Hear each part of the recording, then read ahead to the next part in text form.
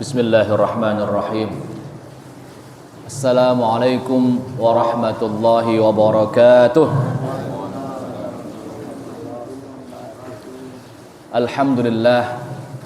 Alhamdulillahi rabbil alamin, wa bihi nasta'in ala umurid dunya waddin. Wassalatu wassalamu ala asyrafil anbiya'i wal mursalin, sayyidina wa maulana Muhammadin wa ala alihi wa sahbihi wa man tabi'ahum bi ihsanin ila yaumiddin. Allahumma salli wa sallim wa barik ala sayyidina Muhammad wa ala ali sayyidina Muhammad kama sallaita ala sayyidina Ibrahim wa ala ali sayyidina Ibrahim fil alamin innaka Hamidum Majid. Rabbi shrah li sadri wa yassir li amri wahlul 'uqdatam min lisani yafqahu qawli, amma ba'du.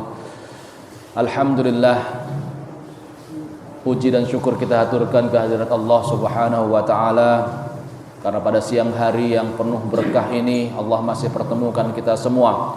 Allah masih berikan kepada kita semua berbagai nikmatnya, nikmat iman, nikmat kesehatan, sehingga kita semua bisa berkumpul di tempat yang mulia ini untuk melaksanakan kewajiban kita, yaitu sholat zuhur berjamaah, yang kita lanjutkan dengan kajian rutin kita, yaitu kitab Ta'limul Muta'allim. Salawat dan salam mari kita haturkan kepada junjungan kita Nabi besar Muhammad sallallahu alaihi wasallam, Nabi akhir zaman, manusia terbaik yang Allah utus untuk menjadi rahmat bagi seluruh alam dan menjadi guru bagi seluruh umat manusia. Hadirin rahimakumullah, sebelum kita mulai kajian kita, marilah kita terlebih dahulu membuka majelis kita ini dengan sama-sama membaca Al-Basmalah. Bismillahirrahmanirrahim. Dan marilah kita hadiahkan suratul Fatihah untuk muallif, musannif kitab ini, yaitu Syekh Az-Zarnuji, atas jasa-jasa beliau yang telah menyusun kitab ini sehingga ilmunya, faidahnya, manfaatnya sampai kepada kita semua. Semoga Allah Subhanahu wa taala membalas amal beliau ini dan dijadikan sebagai amal jariah yang pahalanya terus mengalir hingga yaumil akhir kelak. Ala hadin niyah wa kulli niyatin salihah wa ila hadratin Nabil Mustafa Muhammad sallallahu alaihi wasallam. Al-Fatihah.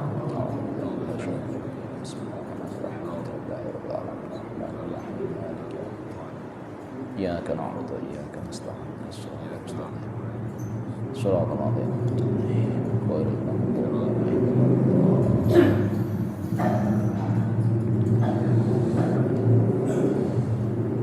Baik, hadirin rahimakumullah, insyaallah hari ini kita lanjutkan kajian kita kitab Ta'limul Muta'allim, di mana pada minggu lalu kita sudah selesaikan pasal atau bab pertama, yaitu bab tentang apa itu definisi ilmu, fikih dan keutamaannya. Hari ini insyaallah kita akan lanjutkan ke pasal yang kedua, bab yang kedua, yaitu tentang niat dalam mencari ilmu. Sebagai mukadimah, dalam mencari ilmu itu kita tidak boleh pamrih. Ya. Dijelaskan dalam kitab ini bahwa tujuan mencari ilmu itu harus benar-benar lillahi ta'ala atau untuk meninggikan agama Allah Subhanahu wa taala. Tidak boleh untuk hal-hal yang lain yang urusannya dengan keduniawian. Nah, ini mukadimah. Baik, langsung saja kita beranjak ke pasal yang kedua, yaitu faslun fin niyah fi halit ta'allum. Pasal tentang niat dalam atau ketika belajar. Kita lanjutkan. Thumma la budda lahu minan niyyati fi zamani ta'allumil ilmi idzin niyyatu hiya al-aslu fi jami'il ahwal. Kata Syekh Az-Zarnuji, kemudian wajib, nah, ingat hukumnya adalah wajib. Wajib bagi seorang penuntut ilmu itu saat dia sedang memulai belajar, wajib hukumnya berniat. Kenapa? Idzin niyah hiyal aslu fi jami'il ahwal. Karena niat itu adalah fondasi dalam segala kondisi, dalam segala hal. Liqaulihi alaihi salatu wassalam, innamal a'malu binniyat. Hal ini berdasarkan sabda Rasulullah sallallahu alaihi wasallam yang berbunyi, innamal a'malu binniyat. Sesungguhnya segala perbuatan itu tergantung niatnya. Nah, jadi dalam menuntut ilmu itu hukumnya wajib kita untuk berniat, karena niat itulah yang menjadi fondasi, yang menjadi dasar benar atau tidaknya, berpahala atau tidaknya kita dalam menuntut ilmu. Sebagaimana yang disabdakan Rasulullah bahwa segala perbuatan itu tergantung niatnya. Ada penjelasan menarik mengenai innamal a'malu binniyat. Kalau menurut Imam Syafi'i, tafsir atau penjelasan dari innamal a'malu binniyat, bahwa segala perbuatan itu tergantung niatnya, adalah ai sihhatul a'mal binniyat ala madhhab Syafi'i. Menurut Imam Syafi'i, yang dimaksud segala sesuatu, segala perbuatan itu tergantung niatnya, itu adalah perkara sah atau tidaknya perbuatan itu, ya, perkara sah atau tidaknya perbuatan itu. Jadi kalau niatnya benar, maka perbuatannya, amalnya atau ibadahnya itu menjadi sah, ya, itu menurut Imam Syafi'i. Tapi kalau niatnya salah, diniatkan bukan karena Allah misalnya, nah maka perbuatan tersebut menjadi tidak sah. Wa hukmul a'mali minats thawabi wal jaza bin niyat ala madhhabi Abi Hanifah. Nah, sedangkan menurut Imam Hanafi atau Abu Hanifah, maksud dari hadis tersebut adalah ini mengenai pahala atau tidak, mengenai dapat pahala atau tidaknya suatu perbuatan, itu tergantung niatnya. Jadi kalau menurut Imam Syafi'i, itu mengenai sah atau tidaknya suatu perbuatan, suatu ibadah. Tapi kalau menurut Imam Hanafi, itu mengenai dapat pahala atau tidaknya suatu ibadah, suatu perbuatan. Kemudian wa an Rasulillah sallallahu alaihi wasallam kam min amalin yatasawwaru bi surati a'malid dunya yasiru bi husnin niyyati min a'malil akhirah.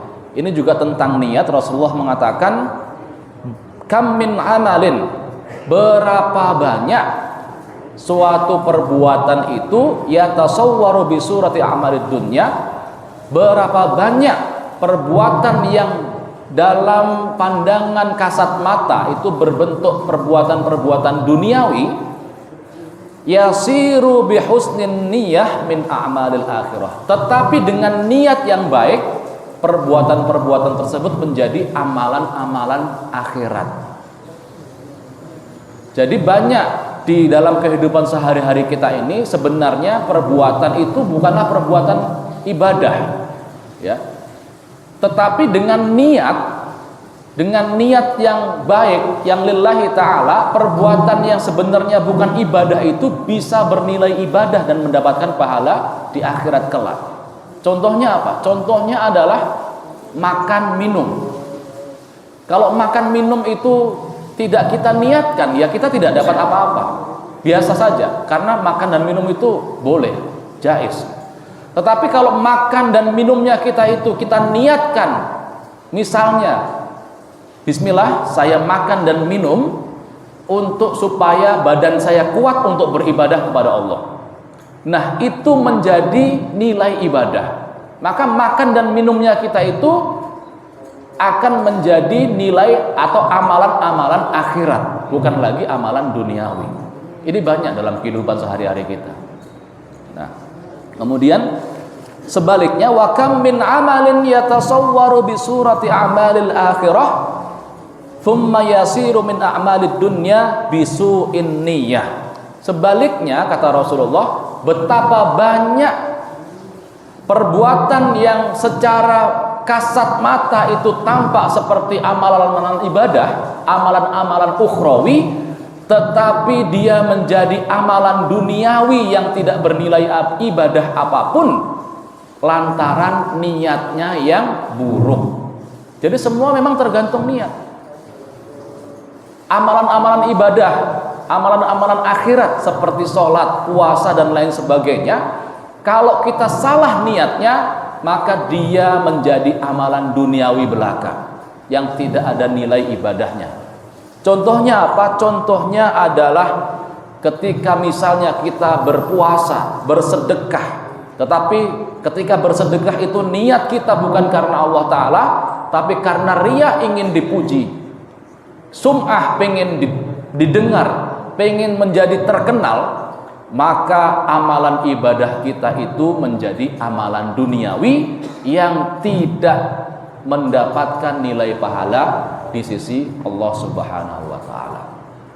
Itu Rasulullah sudah tegaskan ya. Berapa banyak amalan-amalan yang seperti itu. Selanjutnya, wa yanbaghi an yanwiyal muta'allim bi talabil ilmi ridallahi ta'ala wad darul akhirah. Terus apa yang harus diniatkan oleh seorang penuntut ilmu itu ketika menuntut ilmu? Yang harus diniatkan adalah an yanwil muta'allim bi talabil ilmi ridallah ta'ala wad darul akhirah. Yang pertama, niatnya dalam menuntut ilmu itu adalah untuk meraih ridhonya Allah Subhanahu wa Ta'ala dan mendapatkan pahala di akhirat. Itu yang pertama. Kemudian wa izalatul jahli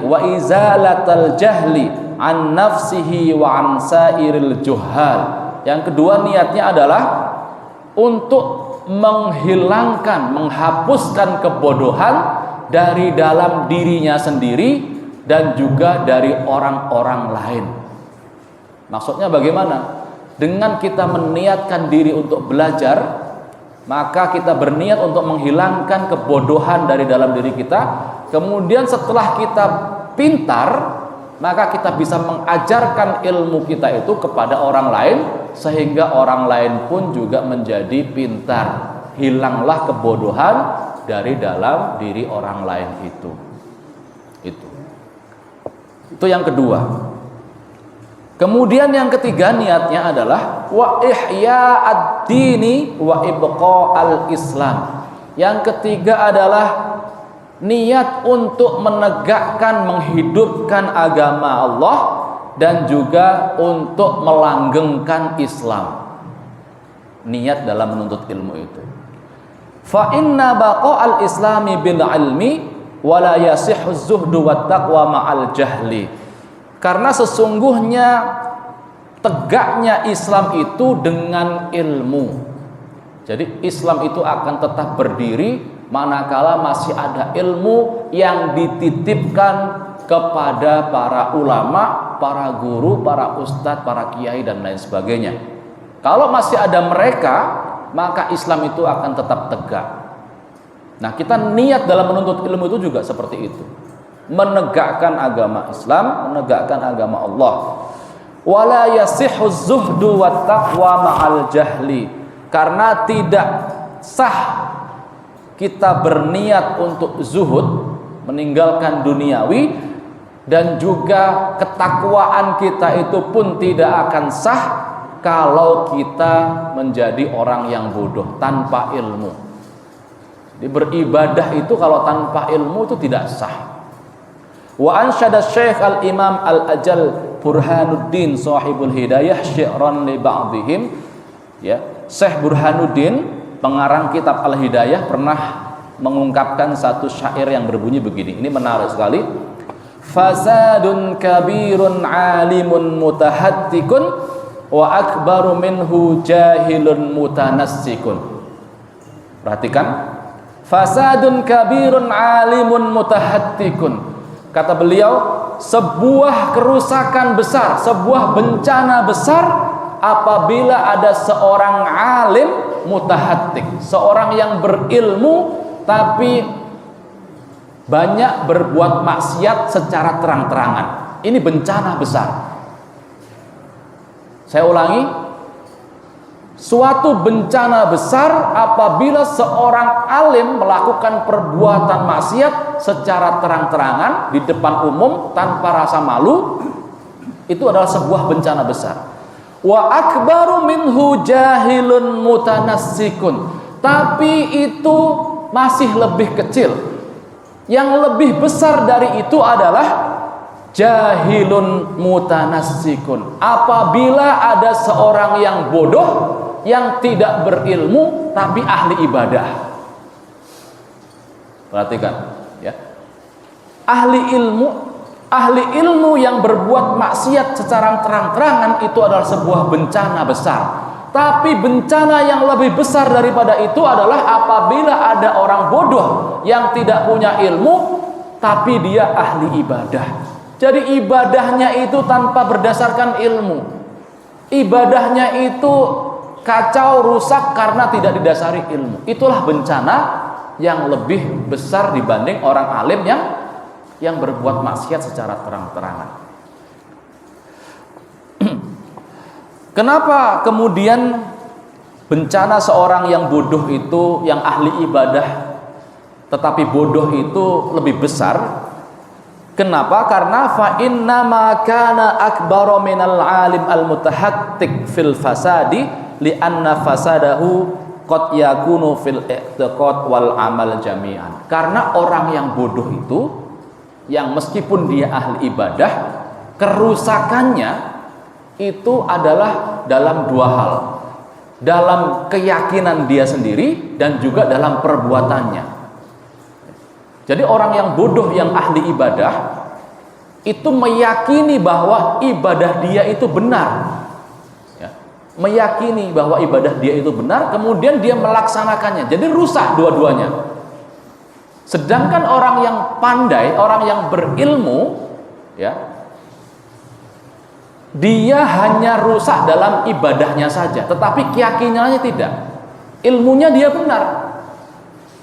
Contoh misalnya begini, ada seorang orang yang berilmu, yang tahu ilmunya, seorang alim, tetapi dia tidak berpuasa pada bulan Ramadan.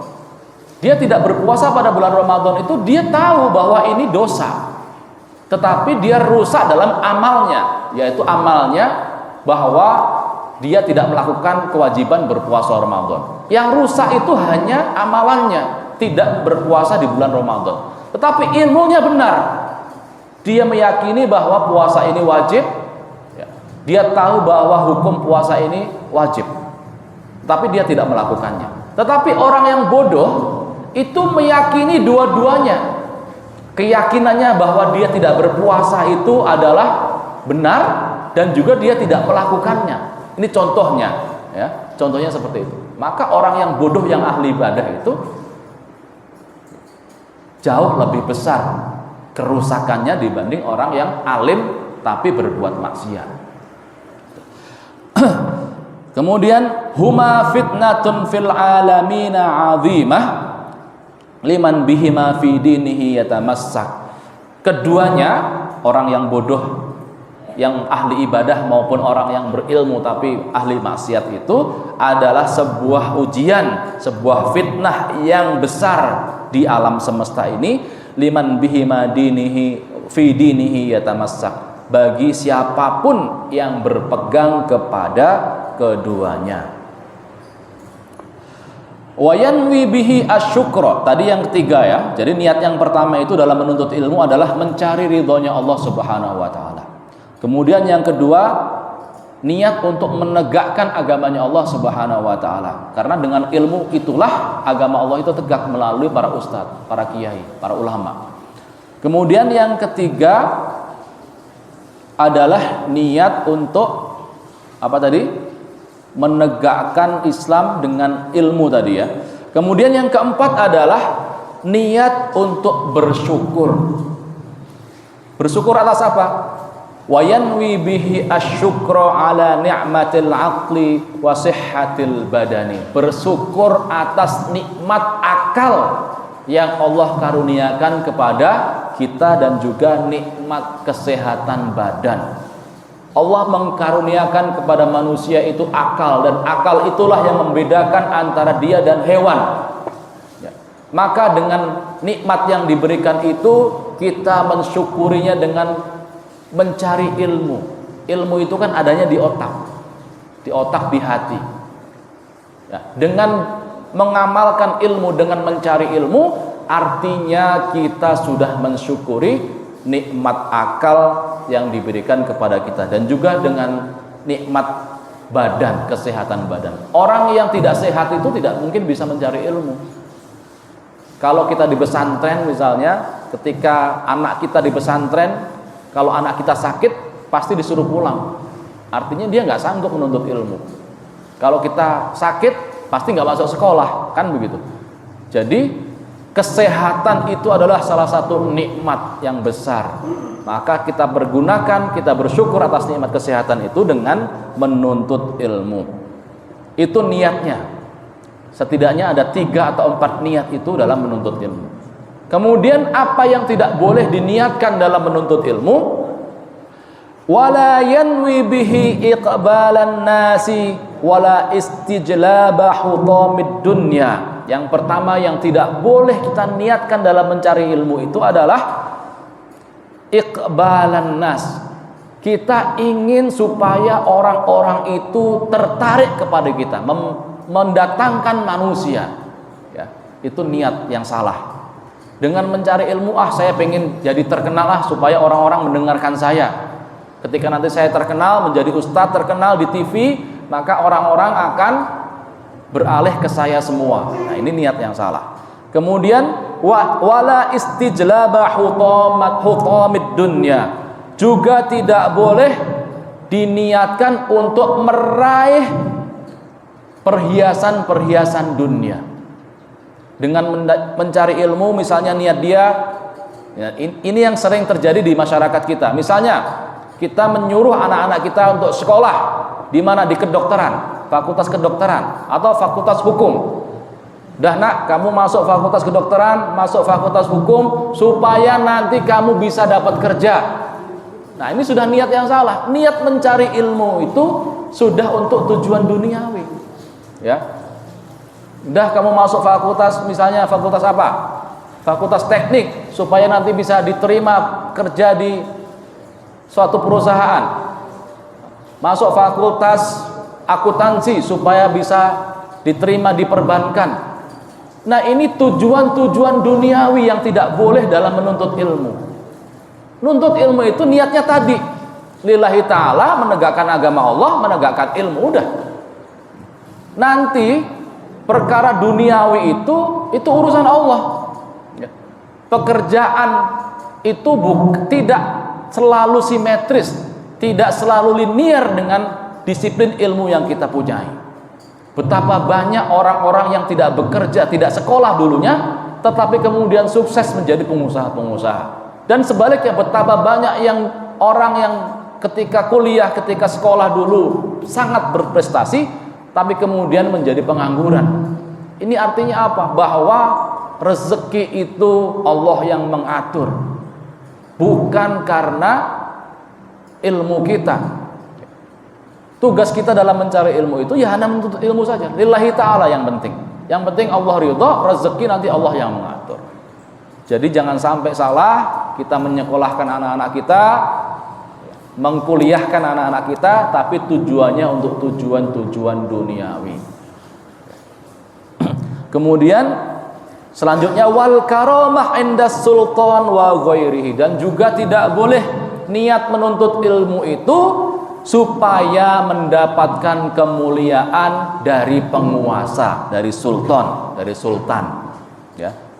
Tidak boleh kita menuntut ilmu itu supaya dekat dengan kekuasaan, supaya diangkat menjadi menteri, supaya diangkat menjadi dirut BUMN dan lain sebagainya.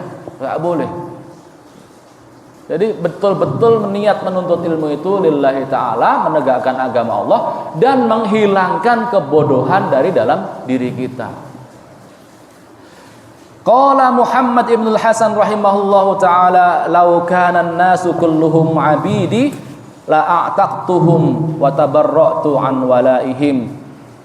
Wa man wajadahu ladzatal ilmi wal amal qallama yarghabu fi ma 'indan nas. Seorang ulama yang bernama Muhammad bin Hasan pernah mengatakan, seandainya seluruh manusia itu menjadi hambaku, maka aku akan merdekakan mereka semua itu, dan aku akan berlepas diri dari mereka. Kenapa dia mengatakan seperti itu? Karena dia sudah mendapatkan kelezatan dalam menuntut ilmu. Ya, dijelaskan di sini, waman wajada ladzatal ilmi wal amali bihi qallama yarghabu fi ma 'indan nas. Barang siapa yang sudah pernah merasakan nikmatnya ilmu dan mengamalkan ilmu, maka dia tidak akan sedikit pun tertarik dengan apa yang ada dalam diri manusia. Dia tidak akan tertarik dengan harta kekayaan manusia. Dia tidak akan tertarik dengan jabatan, kedudukan. Semua itu masih kalah dengan nikmatnya ilmu dan mengamalkan ilmu. Itu orang kalau sudah ketagihan dengan ilmu, dia tidak akan tertarik dengan hal lain. Kemudian ansyadana Syekh Al-Imam Al-Ajal Al-Ustadz Qiwamuddin Hamad Ibn Ibrahim bin Ismail As-Saffar Al-Ansari imla'an li Abi Hanifah radhiyallahu ta'ala syi'ran. Ini ada syair dari Abu Hanifah yang dibacakan oleh Ustadz atau Syekh Qiwamuddin Hamad bin Ibrahim. Bunyinya begini: man talabal ilma lil ma'adi faza bi fadlin minar rasyad. Barang siapa yang menuntut ilmu untuk hari akhirat, untuk tempat kembali nanti di akhirat, faza bi fadlin minar rasyad, maka dia akan memperoleh keutamaan, yaitu berupa jalan yang lurus, jalan yang diridhai oleh Allah Subhanahu wa taala. Fayali husrani talibihi linaili fadlin minal ibad. Dan sungguh kerugian besar bagi orang-orang yang menuntut ilmu, kata beliau, tetapi linaili fadlin minal ibad, tetapi tujuannya adalah untuk meraih keutamaan, meraih keuntungan dari sesama manusia. Ini merupakan penegasan bahwa menuntut ilmu itu haruslah tujuannya untuk Allah, tujuannya untuk akhirat, bukan tujuan untuk meraih keuntungan-keuntungan duniawi yang ada dalam diri sesama manusia. Kemudian yang boleh dilakukan atau yang boleh diniatkan itu apa? Illa idza talabal jaha lil amri bil ma'rufi wan nahyi 'anil munkar. Nah, ini yang boleh. Kecuali dia niat menuntut ilmu itu supaya mendapatkan kedudukan, tetapi niat sebenarnya itu adalah untuk supaya dia dapat melakukan amar ma'ruf nahi munkar, wa tanfidhil haqqi wa i'zazid dini la li nafsihi wa hawahu, juga supaya dapat menegakkan kebenaran dan menegakkan agama, bukan untuk dirinya sendiri. Jadi kalau seseorang itu menuntut ilmu, kemudian dia ingin dengan menuntut ilmu itu, dengan ilmunya itu dia bisa meraih posisi tertentu. Misalnya supaya saya bisa menjadi seorang menteri atau menjadi seorang anggota dewan. Nah, tujuannya apa? Supaya nanti ketika dia menjabat, mendapatkan posisi, dia bisa menegakkan amar ma'ruf nahi mungkar. Karena kebijakan-kebijakan suatu negara itu biasanya itu ditentukan oleh menteri-menteri maupun oleh lembaga legislatif, yaitu para anggota dewan itu. Kalau niatnya seperti itu, maka niat itu boleh, walaupun dia mendapatkan kedudukan, itu boleh. Misalnya dengan kita niat masuk anggota dewan dengan ilmu kita, kemudian kita masuk anggota dewan supaya niatnya supaya bisa menutup hiburan-hiburan malam yang di situ terjadi maksiat-maksiat, supaya bisa menutup pabrik-pabrik minuman keras, supaya bisa menutup prostitusi. Nah, ini yang dibolehkan, niat yang seperti ini. Tujuannya adalah menegakkan hukum-hukum Allah, menegakkan agama Allah. Itu boleh. Amar ma'ruf dan nahi munkar. Sedikit lagi. Wa yanbaghi li talibil ilmi an yatafakkar fi dzalika. Fa innahu yata'allamul ilma bijuhdin katsirin. Dan seorang penuntut ilmu itu harus selalu memikirkan itu, memikirkan tentang niat dalam menuntut ilmu itu. Apa yang wajib diniatkan, apa yang tidak boleh diniatkan, dan apa yang boleh tadi. Fa innahu yata'allamul ilma bijuhdin katsirin. Karena sesungguhnya ketika menuntut ilmu itu dia akan menuntut ilmu dengan banyak sekali kesungguhan, kelelahan, kepayahan. Fala yasrifuhu ila dunya al-haqirah al-qalilah al-faniyah. Maka jangan sampai dengan kelelahan, kepayahan dalam menuntut ilmu itu ternyata niatnya itu hanya untuk niat duniawi yang hanya sedikit sekali keuntungannya. Dunia yang fana, dunia yang hina dina, yang hanya sedikit sekali keuntungan yang kita dapatkan. Jangan sampai salah itu. Itu ditekankan oleh Syekh Az-Zarnuji. Satu syair lagi dikatakan, hiyad dunya aqallu minal qalili wa 'ashiquha adzallu minadz dzalil. Itulah dunia yang lebih sedikit dibanding yang sedikit. Wa 'ashiquha adzallu minadz dzalil. Orang yang menginginkan dunia, yang merindukan dunia itu lebih rendah dibanding orang yang rendah, lebih hina dibanding orang yang hina.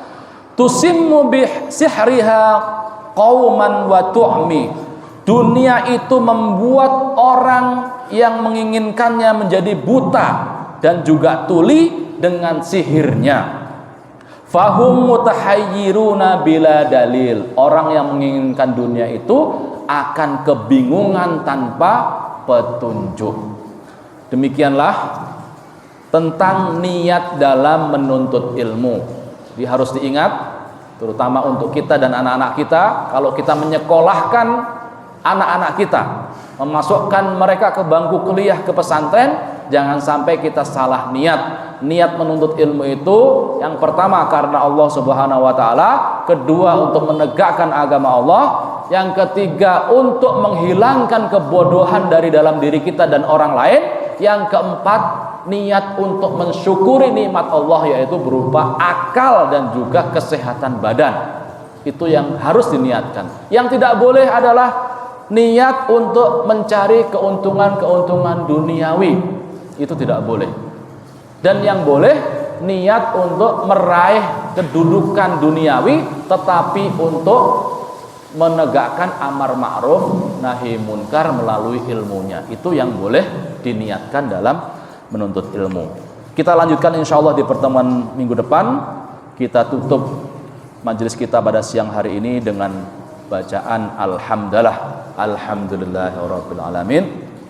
Semoga apa yang kita kaji, kita diskusikan, kita bahas pada siang hari ini mendatangkan keberkahan dari Allah Subhanahu wa taala, dijadikan sebagai ilmu yang bermanfaat, barokah bagi kita, bagi saudara-saudara kita dan juga bagi anak cucu kita. Ala hadhihi wa kullu niyatin shalihah wa ila hadratin nabiyil mustafa Muhammad sallallahu alaihi wasallam. Al-Fatihah. A'udzu billahi minasyaitonir rajim. Bismillahirrahmanirrahim. Iyyaka na'budu wa iyyaka nasta'in. Shiratal ladzina an'amta 'alaihim.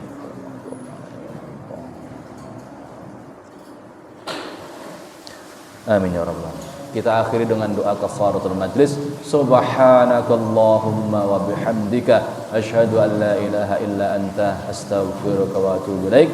Terima kasih, mohon maaf atas segala kesalahan dan kekurangan.